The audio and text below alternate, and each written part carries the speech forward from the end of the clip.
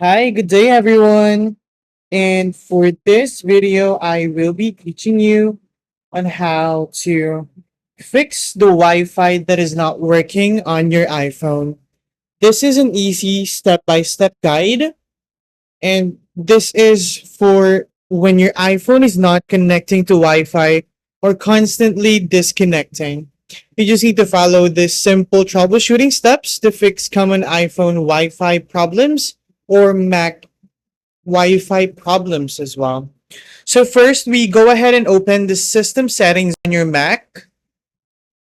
So open, and here we just go ahead and tap Wi-Fi or click on it, turn the Wi-Fi off, and wait for a few seconds. Let's wait for about 5 seconds. So one, two, three, four, five.